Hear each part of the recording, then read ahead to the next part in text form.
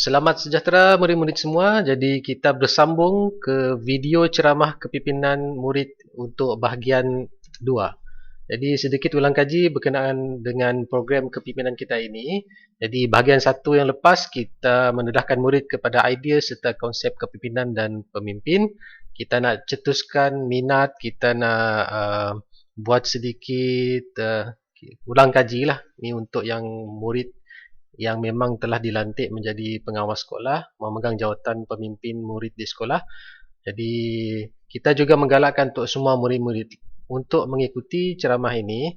Bukan apa, ianya merupakan ilmu yang baik berkenaan dengan kepimpinan dan mungkin secara tidak langsung membolehkan kita untuk memudahkan pihak sekolah untuk memilih pemimpin yang baru di kalangan murid-murid di sekolah, khususnya dalam keadaan pandemik COVID-19 ini. Kita punya kehadiran ke sekolah agak terhad, jadi memang agak sedikit susahlah untuk kita melaksanakan program kepimpinan belajar. Jadi untuk itu kita buat video ceramah yang kita rakam supaya murid-murid yang berminat boleh ikut. Murid-murid yang memang telah dipilih boleh menjadikan ini sebagai peluang untuk belajar berkenaan dengan kepimpinan.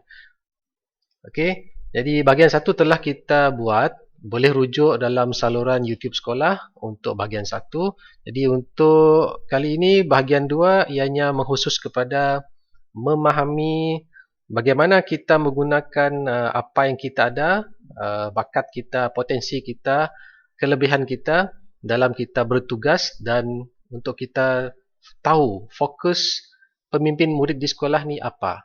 Kita ada 2 benda lah yang kita nak tengok dalam bahagian kedua ini, iaitu menggunakan aset yang ada pada diri kita, kelebihan yang ada pada diri kita, menggunakan personality kita, bakat kita untuk bertugas. Sebagai pemimpin murid di sekolah. Baik murid-murid itu ialah pengawas, pembimbing rakan sebaya PRS ataupun pengawas pusat sumber sekolah PSS, ataupun murid yang dipilih untuk mengetuai, mempengerusikan kelab, sukan permainan maupun unit beruniform. Jadi sebelum kita mula, kita lihat video ini terlebih dahulu. Ianya merupakan video berkenaan dengan pasukan Formula 1. Satu video yang sangat menarik. Kita nak tengok apa falsafah yang boleh kita belajar dari video pasukan sokongan Formula 1 ini.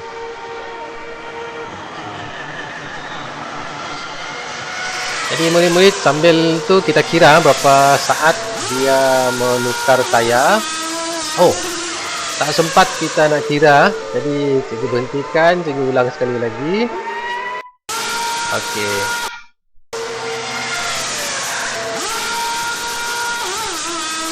Okey. Jadi kalau ikut kiraan cikgu ada 3 saat. Ada 3 saat. Okey, untuk video ini kita lihat selanjutnya betapa cekapnya mereka bekerja. So, mari kita tengok apa falsafah di sebalik video inilah. Apa tujuan kita tengok. Okey. Antara falsafah ataupun nilai yang kita boleh belajar dalam video ini ialah nilai bekerja bersama-sama. This is a teamwork. Everyone is doing his own job. Okay, seterusnya. No one is interfering in others' work. Tidak ada yang mengganggu kerja orang lain. Dia tumpukan kepada tugas dia sahaja. Okay, kalau nanti kita akan tengok lagi sekali video ini. Bila mana mereka bekerja, mereka hanya tumpukan kepada tugas mereka saja. Mana yang buka tayar, mana yang bahagian isi minyak, mana bahagian yang lift, yang tukang angkat kereta tu, dia angkat kereta tu, mana yang memandu, memang memandu lah. Jadi nilai seterusnya, okey, kita tengok lagi sekali ya. Ini telah diperlahankan, tengok. Bahagian mengambil tayar, memasukkan tayar, membuka tayar. Yang ini apa peranan ni? Ini mungkin menenangkan kot. Menyedia air kah. Okey, ini tukang angkat, lifting. Jadi setiap tayar ada 3 orang, 1, 2, 3, 1, 2, 3, 1, 3. Jadi untuk tukar tayar saja 12 orang, 2 orang untuk lifting, 1 depan, 1 belakang, dan 2 orang lagi untuk mungkin menstabilkan kereta ni. Tak silap cikgu, sebab di sini dia jongket ke atas, termasuk di belakang ini, maka yang 2 ini menstabilkan kereta lah. Jadi kalau kita tengok dalam gerak perlahan, begini. Yang ini lebih mudah kita tengok lah berbanding dengan yang rakaman biasa tadi. Sangat cepat, kita tak ada boleh tengok pun detail ataupun terperinci lah apa tugas mereka. Jadi bila diperlahankan begini. Okey. Jadi murid-murid, follow this rule, don't interfere in others' job. Okey. Ini falsafah dia lah. Sekali lagi ya, kita tengok. Jadi, apa yang kita boleh belajar dari video ini? Don't interfere in others' job, do your work perfectly and on time. Jangan ganggu tugas orang lain dan laksanakan tugas kita dengan sebaik mungkin, sesempurna mungkin dalam masa yang telah ditetapkan. Okay, remember, together everyone achieve more. Apabila kita bersama, banyak lagi kejayaan kita boleh raih. Kalau berbanding kalau kita hanya bergerak ataupun bekerja berseorangan. Baiklah. So kita kembali kepada bahagian ini tadi, program kepimpinan pengawas. Pengawas ni satu unit yang besar, pasukan yang besar. Jadi bila besar, ramai orang, ramai murid, maka kita perlulah belajar untuk bekerja bersama-sama. Jadi antara elemen penting dalam pengawas ni, kita perlu belajar bekerja bersama-sama. Okey. Jadi untuk bahagian yang kedua ni,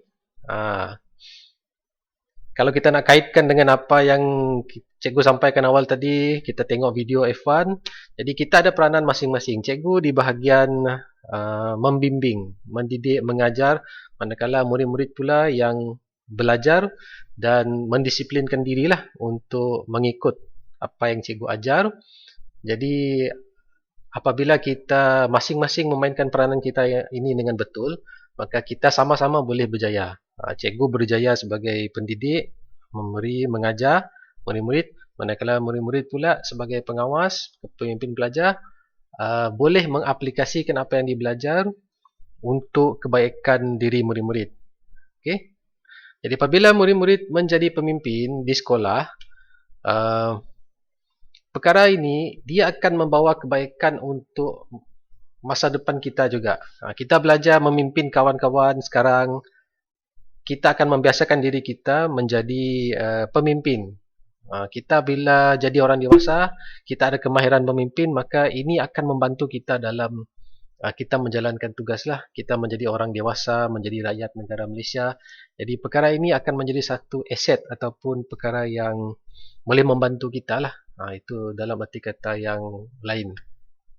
Jadi, untuk fokus kita dalam siri ceramah yang kedua ini, kita akan lihat bagaimana diri kita, bagaimana kita melihat diri kita, menggunakan diri kita ni, aset-aset dia. Aset ni maksudnya benda yang berharga lah.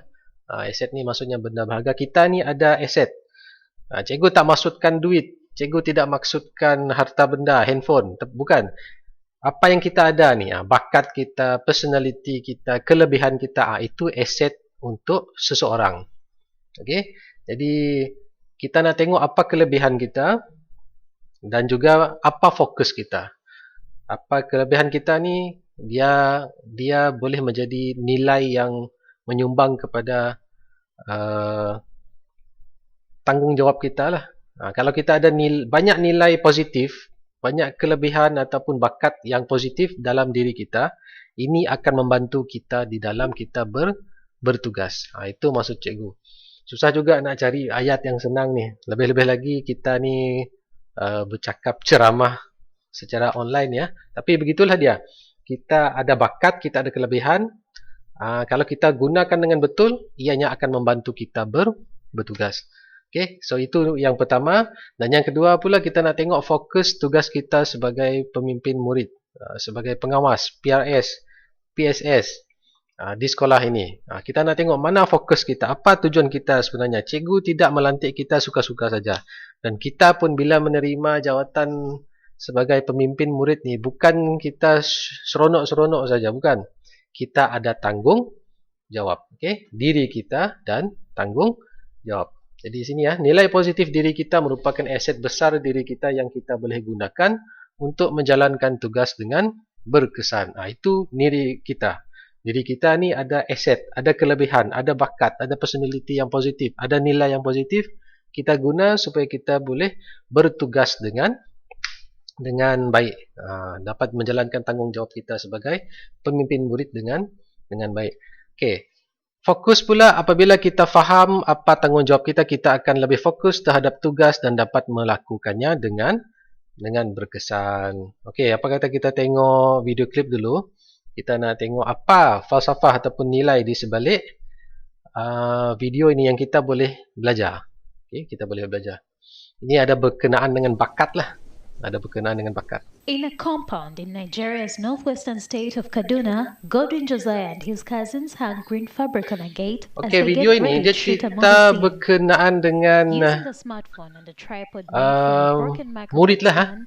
Murid yang mana mereka mempunyai bakat besar dalam bidang filem lah, videografi. Yang mana mereka menggunakan bakat mereka ni dalam bidang video untuk menghasilkan kesan khas. Selalunya kita tengok special effect ni banyak dalam filem-filem besar lah, filem Hollywood. Tapi mereka ni yang specialnya, yang menyebabkan mereka ni sangat menonjol, mereka menggunakan peralatan asas saja, very basic things. Macam kita lah yang kita ada ni. Kalau tengok dalam video ini tadi, kita nampak mereka hanya gunakan handphone kecil, diedit dengan menggunakan laptop. Okay? Boleh tengok laptop tu. Jadi bakat mereka ni, satu bakat yang mana tidak semua orang ada. Cikgu pun tak ada. Mungkin di kalangan murid-murid ada. Mereka menggunakan peralatan yang asas untuk menghasilkan kesan visual yang cikgu lihat mampu setanding dengan apa yang dikeluarkan oleh pembuat filem Hollywood contohnya lah. Yang hebat Hollywood lah. Sebab kalau kita sendiri pun tengok filem, mana yang paling kita kenal memang dari Hollywood. Macam Captain America, Black Panther, Marvel Cinematic dan sebagainya. Okay, jadi ini berkenaan dengan bakat. Ini bakat mereka. Okay, jadi bakat mereka ni membuatkan mereka boleh pergi jauh. Macam dalam filem ni kan, dalam video ni menunjukkan mereka ni disponsor, ditaja. Kerana mereka ni menunjukkan bakat yang agak menyerlah, maka mereka diberi sumbangan lah, ditaja oleh satu kedai ataupun syarikat komputer kecil ni untuk membantu mereka pergi lebih jauh. Okay, jadi video itu tadi dia menunjukkan bahawa kita ni, kita ada bakat, kita ada kelebihan, kita ada potensi, maka kita boleh guna potensi itu untuk kebaikan kita, untuk kita melaksanakan tugas. Okay. Walaupun dalam pengawas, dalam tugas kita sebagai pemimpin murid ni, sebagai pengawas sekolah contohnya, kita tidak bolehlah guna bakat mengambil video, tapi nak bagi idea kepada semua murid-murid bahawa kita ni ada bakat masing-masing. Ada bakat masing-masing. Kita pengawas sebagai contoh, pengawas di sekolah kita lebih kurang ada 65 orang. 65 orang bermaksud ada 65 kepala, 65 tubuh badan. Dan 65 kepala dan tubuh badan ini Tuhan memang sudah bagi bakat sendiri, bakat masing-masing. Jadi kita gunakan apa yang kita ada ini untuk membantu kita bertugas. Dan semestinya bila kita ni dipilih menjadi pemimpin murid, pemimpin pelajar, memang kita ada kualiti yang positif. Kualiti yang positif macam amanah, rajin, cerdas. Kalau di sekolah kita ni kriteria kita nak memilih pemimpin murid, mestilah pelajar yang cerdas, boleh membaca, boleh mengira, kemudian berdisiplin, berdisiplin, dan yang ketiga sihat tubuh badan. Ini tiga elemen ataupun tiga nilai yang penting lah. Okey. Jadi seterusnya apabila kita faham tanggungjawab kita, kita akan lebih fokus terhadap tugas dan melakukannya dengan berkesan. Seperti yang cikgu dah ulang tadi beberapa kali, apabila kita ada nilai ataupun bakat, kelebihan diri yang baik, kita boleh gunakan ini untuk membantu kita bertugas, dan kita kena tahulah apa yang kita kena buat. Okay, cikgu sebagai antara guru yang menyelaras, pemimpin di sekolah, maka kita selalu akan bagi tahu apa peranan kita di sekolah, apa tugas kita. Jadi tugas kita pula sebagai murid, sebagai pemimpin murid, maka kita ikut dan kita cuba laksanakan dengan sebaik mungkin. Okey, jadi kriteria pemimpin murid, kalau kita nak memilih, kalau pihak sekolah memilih, memang dia akan lihat pada disiplin. Kita nakkan murid yang cerdas, boleh baca, boleh mengira. Ada tujuan dia, bukan kita nak saja pilih budak paling cemerlang akademik dia dalam kelas, tidak. Kalau budak itu cemerlang akademik, mempunyai disiplin baik, personality baik, mudah berkawan dengan orang, maka dia boleh gunakan kebijaksanaan dia ini, kepintaran dia dalam mengajar kawan dia yang lemah. Itu antara kebaikan dia kalau kita ada nilai-nilai ini. Dan yang ketiga, cerdaslah. Sebab sebagai pemimpin murid, kita akan meminta pertolongan murid-murid, pihak sekolah akan minta pertolongan murid-murid, bertugas, memimpin murid-murid lain, menjaga keselamatan di dalam kelas, membantu guru menjaga kelas dan sebagainya. Okay.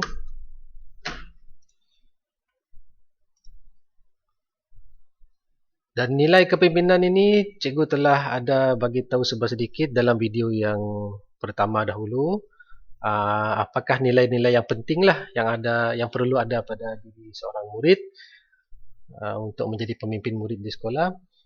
Perlu ada bakat, mempunyai bakat, proaktif. Proaktif ni maksudnya boleh bekerja tanpa disuruh, dia tahu kerja dia, bertanggungjawab, dia tahu apa peranan dia, bijak, boleh berfikirlah, yakin, berdisiplin, boleh mengikut peraturan, kerana kalau kita tidak boleh mengikut peraturan, maka bagaimana kita nak meminta kawan kita yang lain mengikut peraturan. Setia maksudnya mesti bersama-sama dengan pihak sekolah. Jangan pula kita jadi pengawas. Contohlah situasi, kita nak buat pemeriksaan mengejut. Kita sebagai pengawas, kalau kita setia, maka kita tidak akan bagi tahu dengan kawan. Kawan, nanti lepas rehat, ada spot check, ada pemeriksaan mengejut. Sembunyikan apa yang kau bawa, benda yang tak boleh di sekolah. Ini contoh pengawas ataupun pemimpin yang tidak setia lah. Kalau dia setia, maka dia akan amanah dengan maklumat ini. Dia tidak akan bocorkan maklumat tersebut. Begitu juga kalau kita jadi PRS. Kalau kita setia ialah contohnya apabila kawan dia berkongsi cerita sedih ataupun cerita yang mungkin memalukan kawan dia tadi, dan kawan dia tadi sebagai PRS berjanji sebagai salah satu daripada etika dia tidak boleh menceritakan apa yang didengarnya dari kawan yang bersedih tadi, nak berkongsi cerita dengan dia. Kalau dia setia, maka kawan PRS ini akan simpan rahsia tersebut. Kalau tak setia, dia cerita dengan kawan yang lain. Ini yang kita harap tidak berlaku lah di kalangan pemimpin murid di sekolah. Yang ke-8, stabil emosi dan jasmani, boleh mengawal perasaan, tidak mudah marah. Memang kita semua ada sifat marah, tetapi berbezanya kita boleh kawal ke ataupun tidak boleh mengawal kemarahan ini.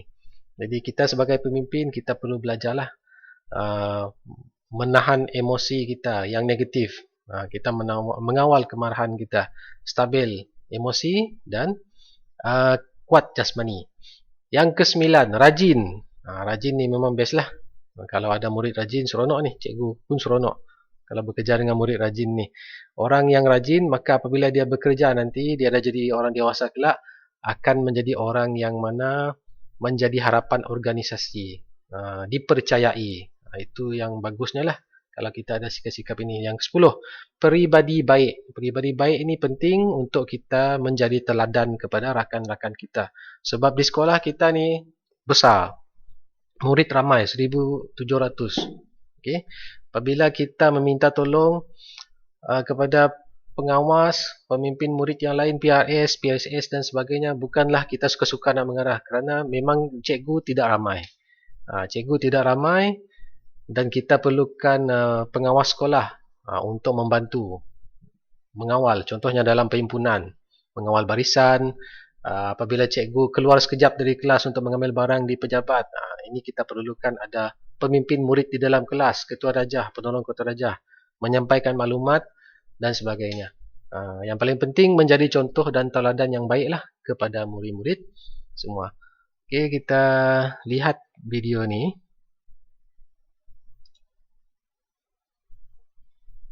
Okey.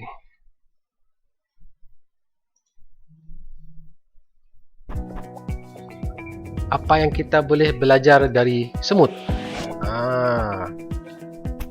Semut ni serangga yang sangat halus, tetapi banyak yang kita boleh belajar daripada mereka.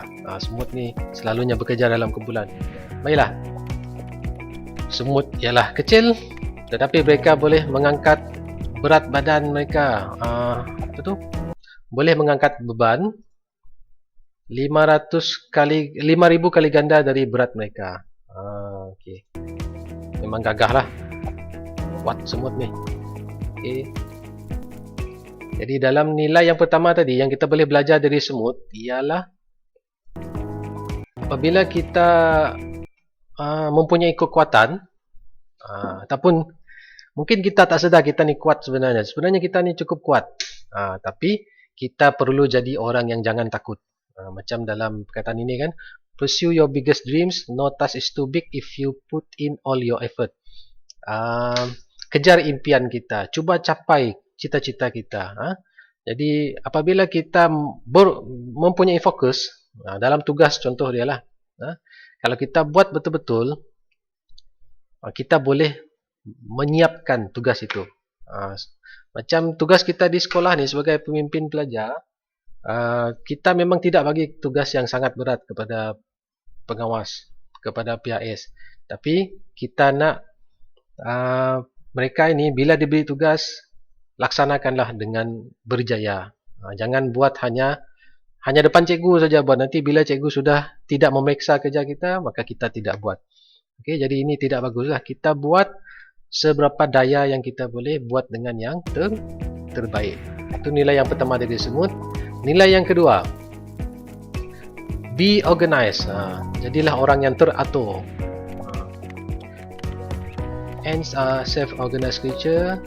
Being organized helps you recognize your goals and achieve them. Apabila kita tersusun, ada kerja berjadual ke, kita ikut.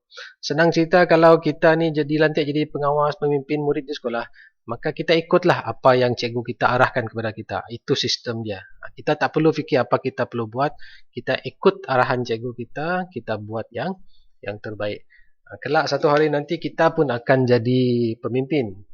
Jangan lupa murid-murid semua, untuk menjadi pemimpin yang bagus, kita kenalah belajar menjadi pengikut yang bagus. Dari pengalaman tersebut, kita akan belajar menjadi pemimpin. Kita mula-mula jadi orang bawahan dulu. Kita jadi pengikut dahulu. Kita jadi pengawas muda dulu. Jadi pengalaman yang kita ambil tu akan membantu kita menjadi seorang individu yang boleh memimpin, yang ada kemahiran memimpin. Okay. So, lesson 3, pelajaran ketiga, think ahead. Apabila kita bertugas sebagai pengawas ni, cikgu ada sebut tadi kan, kita bila jadi pengawas, bila kita jadi pemimpin murid, janganlah kita buat kerja tu hanya kerana cikgu suruh. Tapi kita berfikir ke hadapan, apa yang kita boleh dapat apabila kita jadi pemimpin murid ni. Kalau kita jadi pengawas sebagai contohnya, apa yang kebaikan jadi pengawas ni?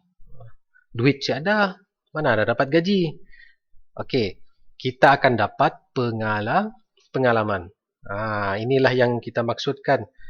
Plan well in advance to reach your target. Kita nak ada kemahiran memimpin ni, kalau kita boleh belajar dalam usia muda, maka ia akan jadi satu kelebihan. Dari muda inilah kita belajar. Sebagai contoh, kemahiran memimpin. Kemahiran pemimpin ni tak ada ujian. Kalau matematik ada ujian, sains ada ujian, BM ada ujian, BI ada ujian. Jadi kita boleh tengok tahap penguasaan kita. Kalau A, penguasaan kita bagus kan, tapi untuk kemahiran memimpin ni, dia tidak ada ujian. Tapi kita boleh belajar dalam usia yang muda ini. Dengan ilmu ini, kita akan dapat membina daya kepimpinan kita. Kita belajar memimpin. Dan kita akan gunakan di masa akan datang. Bahkan sekarang pun kalau kita betul-betul menghayati tugas kita, kita juga boleh mendapat kebaikan dia sekarang. Macam dulu sebelum jadi pemimpin murid, sebelum jadi pengawas, sebelum jadi ketua pengakap kah, kita malas di rumah. Kemudian cikgu nampak sebenarnya kita ni ada bakat memimpin. Dia pun latih kita. Secara automatik tiba-tiba kita kembali ke rumah, kita menjadi orang yang berbeza. Menjadi orang yang lebih positif. Sebelum ini malas. Tetapi semenjak ada belajar kemahiran memimpin ni, kita belajar nilai yang baik, nilai kepimpinan, maka bila kita balik ke rumah, kita bawa nilai baik ini ke rumah kita. Jadi bukankah itu sesuatu yang bagus kan? Jadi begitulah pentingnya untuk kita cuba lihat jauh apa kebaikan yang kita buat sekarang ini. Macam kita tanam pokok durian lah. Kita kalau nak makan durian, kita tidak tanam pokok hari ini, besok pokok tumbuh dan kita nak makan buah durian itu. Tidak. Kita tanam dia mungkin 5 tahun dulu. Sekarang kita tanam, 5 tahun akan datang baru kita dapat petik buah dia, memakan hasil dia. Kita lihat begitu ya murid-murid. Jadi apabila kita melihat begitu, maka kita akan bekerja dengan ikhlas. Kita jadi pengawas ni bukan ada gaji, tapi kita dapat sijil, kita dapat pengalaman, kita dapat kemahiran, dan begitulah seharusnya kita melihat tugas kita sebagai pemimpin murid di sekolah. Okay. Pelajaran keempat, lesson 4. Semut ini dia bekerja dalam berpasukan. Dia boleh bekerja sendiri, tetapi mereka menjadi lebih kuat apabila mereka bekerja secara berpasukan. Dan yang kelima, be persistent. Persistent ni maksudnya jangan berputus asa. Jangan berputus asa. Ada cabaran, kita buat lagi. Jangan give up, jangan putus asa. Work hard and keep trying till you succeed. Dan yang keenam, kita bila bertugas, kita fokus kepada tugas itu. Kita fokus kepada tugas itu. Jangan sebab kita bertugas, seronok bertugas sebab ramai kawan kita jadi pengawas, ramai kawan kita jadi PAS, kita pun suka mau jadi PAS. Bukan. Kita buat kerana apa tugas itu. Macam PAS. Kenapa mau jadi PAS? Adakah sebab kawan ramai dalam itu? Ataupun sebab kita nak membantu murid-murid lain. Murid-murid yang selalu bersedih, yang tak berani nak kongsi cerita dia dengan cikgu. Maka kalau kita jadi PAS, fokus dia ialah untuk membantu murid-murid lain. Kita bantu diri kita menjadi insan lebih baik, menjadi orang yang dipercayai untuk membantu murid lain. Itu maksud dia menjadi bertugas ataupun memegang jawatan atas sebab untuk membantu orang, bukannya kerana kawan dia ramai sana. Ini maksud dia. Jadi begitulah pelajaran yang kita boleh dapat dari sang semut. Okay. Jadi itu video pasal semut. Jadi cikgu harap murid-murid, pemimpin murid sekalian boleh memahami apa yang cikgu cuba sampaikan. Kalau ada murid nak bertanya, boleh hubungi cikgu lah. Boleh hubungi cikgu di melalui Telegram ke WhatsApp ke. Okay, ada nombor cikgu kan dalam grup. Jadi seterusnya bahagian terakhir kita ialah memahami tanggungjawab kita sebagai pemimpin murid, baik kita sebagai pengawas, PAS, pemimpin murid di dalam kelas dan sebagainya. Yang pertama kita kena tahu kedudukan jawatan di sekolah. Yang pertama guru besar, seterusnya penolong kanan guru, kemudian pengawas PRS, PIS ataupun pemimpin murid. Pemimpin murid. Kemudian ketua kelas, penolong ketua kelas dan akhirnya ialah murid. Maka peranan kita di sini ialah di tahap ini murid-murid. Maka kita membantu pihak sekolah dalam kita mengawal ataupun mengawas disiplin murid di sekolah. Karena murid kita ramai, maka perlunya ada murid-murid yang boleh membantulah pihak sekolah untuk mengawal ataupun membantu murid-murid. Okey. Jadi tanggungjawab kita terhadap sekolah melaksanakan peraturan dan undang-undang sekolah, menjaga nama baik sekolah, memelihara iklim sekolah yang baik dan merasa bangga akan sekolah kita. Jadi kesetiaan kita di sekolah. Okey. Itu tanggungjawab terhadap sekolah. Tanggungjawab seterusnya ialah terhadap guru, memberi maklumat dan maklum balas, bersama-sama membanteras masalah dan menghormati mereka seperti ibu bapa. Kita bantu tugas guru kita di sekolah lah. Dan bantuan ini bukannya bermaksud pemimpin murid ni menyemak buku, mengajar dalam kelas, bukan. Kita bantu tugas yang pada tahap kemampuan kita. Macam dalam kelas tu kita ambil nama murid bising, mengawas kejap kelas itu, macam ketua kelas lah, ketua kelas, pembantu ketua kelas. Kalau cikgu keluar sekejap, kita bantulah jaga disiplin di dalam kelas itu dan yang terdaya dalam kemampuan kita lah. Okey. Dan seterusnya tanggungjawab kita terhadap murid-murid, rakan kita mungkin mengambil berat akan masalah pelajar murid lain, menjaga keselamatan dan keselesaan murid, berinteraksi dan menghormati mereka, menunjukkan teladan ataupun menjadi role model yang baik. Ini yang penting lah. Okey. Jadi kita ni berperanan menjadi pembantu cikgu lah. Apa yang cikgu itu buat, macam kita buatlah apa yang dalam kemampuan kita. Macam cikgu ni dia yalah, macam selalu cikgu beri contoh tadi, kalau cikgu tu keluar sekejap dari kelas, maka kita bantu mengawas disiplin. Kalau dalam perhimpunan sekolah, kita membantu mengurus barisan kita, membantu menguruskan barisan tu supaya tidak mengganggu perjalanan majlis perhimpunan. Jadi inilah tanggungjawab kita. Menunjukkan teladan yang baik terhadap murid. Itu pentingnya kita sebagai pemimpin murid ni. Kalaulah sebelum ini kita ada sifat negatif, maka apabila kita dilantik, bermaksudnya cikgu percayalah kepada kita tu. Maka kita buatlah yang terbaik. Tunjukkan sikap yang terbaik. Kerana cikgu takkan pilih kita kalau kita mempunyai nilai yang negatif. Dia pilih kita kerana kita ada nilai yang positif yang boleh menjadi contoh dan teladan kepada rakan-rakan lain. Jadi cikgu rasa sampai di sini ceramah cikgu. Harap murid-murid faham. Kalau tak faham boleh bertanya.